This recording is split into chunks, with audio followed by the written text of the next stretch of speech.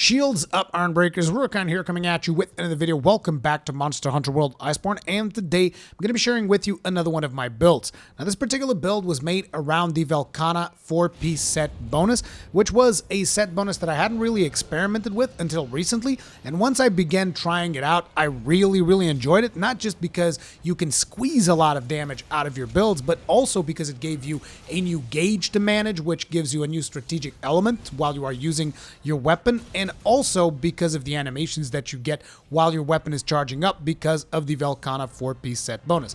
I personally really liked it. For those of you that don't know what the 4-piece Velkhana set bonus is all about, basically whenever you sheath your weapon, it powers up, and there's like 3 levels that you can get of additional attack, and then when you do your first attacks after you unsheath your weapon, you're going to deal bonus damage. Now, the skill itself actually says that it only recharges whenever you sheath your weapon. However, at least with the hammer, it charges even while you are charging your hammer, albeit at a much slower rate.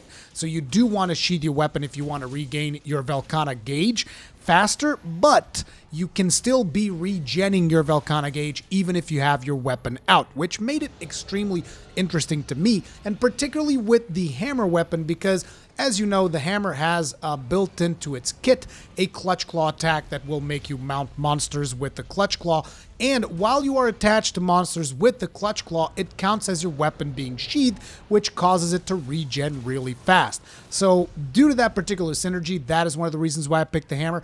I still feel that this build will probably excel even more with a greatsword because naturally that's the highest damage dealing weapon when it comes to burst damage, and that's the types of builds that will take more advantage of the Velkhana 4-piece bonus. But with the hammer, it still feels really great, and the hammer is a weapon that I actually play because, as you know, I don't play greatsword all that much, and it just felt like a lot of fun. And I added another twist to it that I will tell you as we go through the build itself, which just made this build be a little bit quirky. Some might even consider it to be gimmicky, but I find it just so much fun that I just had to share it with you guys. Anyway, enough suspense. Let's get started with the weapon. And there we have the Ruinous Obliteration. That is Nergigante's hammer. I've tested multiple hammers with this particular build, and it seems that Ruinous Obliteration just comes by far above and beyond everything else that I've tested, even including elementalist weapons, because for elementalist weapons, you need to be bringing in handicraft and other skills, and because of the fact that you're kind of forced into using 4 pieces of armor from the same set, there really isn't a lot of space for you to juggle different skills. I'm sure someone can maybe do something better with elementalist, but I just really like the Nergigante hammer regardless, so I ended up just going with it anyway. Now, when it comes to the augments, I went with defense increase and health regen because I want to be able to throw myself at the monsters like a complete madman, and this is what supports that playstyle better. However, if you want a more clean playstyle, let's call it that, you might want to go with attack or maybe more affinity. I'm going to leave that up to you guys, but personally, defense and health regen do me just right, particularly because I'm going to be playing with Rocksteady a lot of times, and that means I'm going to be taking a lot of damage, and I'm going to have to be able to survive with taking all of that damage.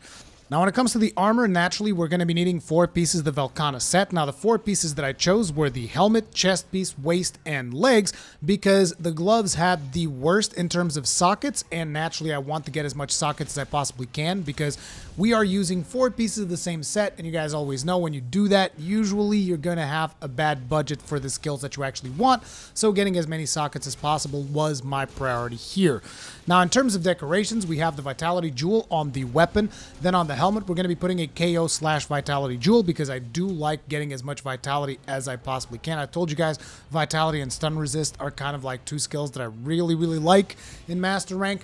But if you are using a different weapon, like maybe you are adapting this particular build for a sword, this is one of the decorations that you will want to change because KO Vitality is not going to benefit you as much, so you might want to get some Charger Vitality instead.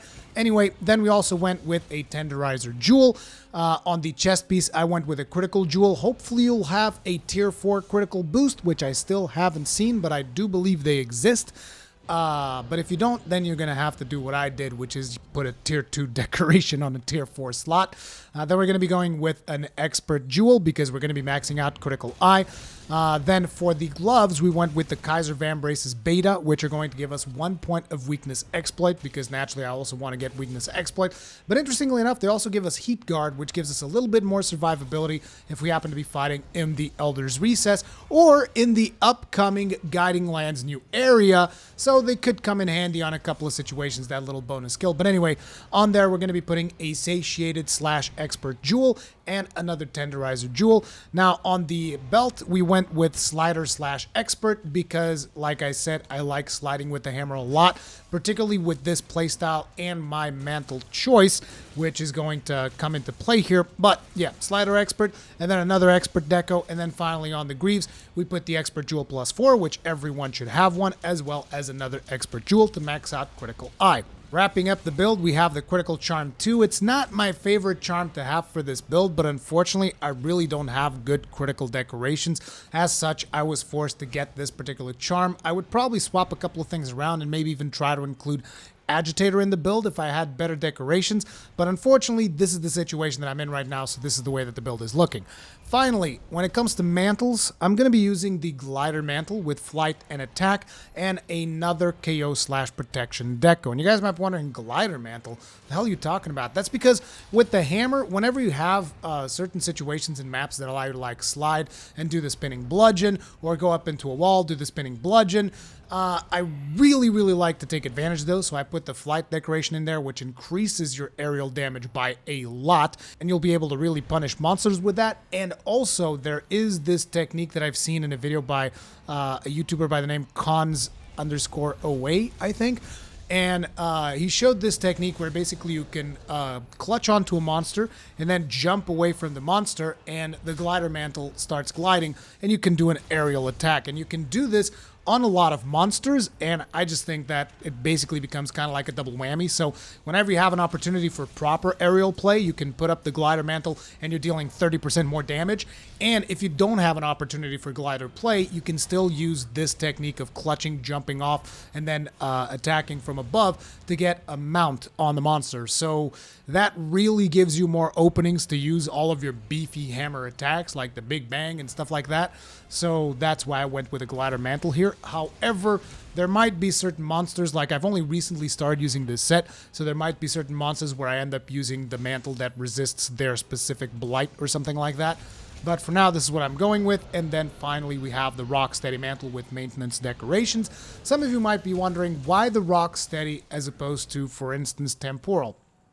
That's because you're going to want to keep your hammer buff. You're going to want to be able to resist roars, keep your hammer buff at all times. Otherwise, with the maintenance, temporal mantle, you're constantly interrupting your charges. And with the Rocksteady Mantle, you can kind of just try to tank through attacks. It's more dangerous, but for the hammer, I find it better than temporal. Or you can just get both of them if you want to. Finally, when it comes to the finalized build, we have Critical Eye level 7, Critical Boost level 3, Weakness Exploit level 3, Health Boost level 2. I really wish I could get it up to 3, but unfortunately the budget does not allow me to do so. We have Critical Draw level 2, which means if you want to use this on a greatsword, you can actually swap out one of the decorations for a draw deco, and you'll have 100% critical draw. And maybe then you can swap Critical Eye around, Critical Boost around, and you can make a really interesting critical draw build out of this, because, you know, if you're constantly shooting your weapon, that means that the Velkhana 4-piece bonus is going to be active for every attack. So, you know, that's also something that you can do for the greatsword, but for the hammer playstyle, I'm not really taking advantage of the critical draw. It's just coming from the Velkhana legs.